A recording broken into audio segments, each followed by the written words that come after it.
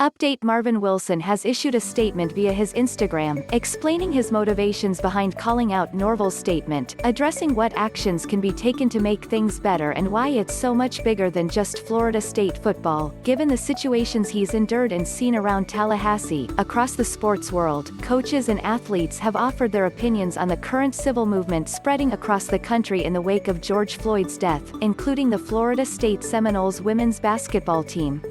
Earlier this week, The Athletic beat writer Tashin Reed reported that Florida State Seminoles head coach Mike Norvell told him the following. The quote came after a previous one issued by Norvell, in addition to passionate ones from defensive line coach Odell Haggins and linebackers coach Chris Marve. Early Thursday morning or late Wednesday night, depending on your perspective, defensive tackle and projected first-round pick Marvin Wilson took issue with the statement, claiming that Norvell didn't have individual conversations with his players.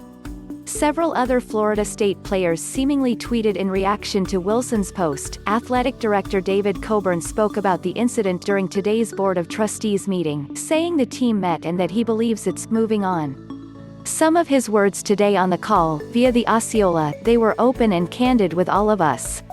They are angry, they are hurt, they are frustrated. And some of them are just scared. They had a number of good ideas about what we can do in athletics. I will tell you that they challenged me a little bit about speaking out on their behalf. They asked if I was concerned about offending rich, powerful boosters and supporters. I thought about that and I thought about you as a group and I told them no. As all of you know, I'm more of a listener than a speaker. Frankly, I'd rather have a root canal than make a speech. But I want to talk to you all for a few minutes on their behalf. These student athletes are important. They are important to me and they are important to you.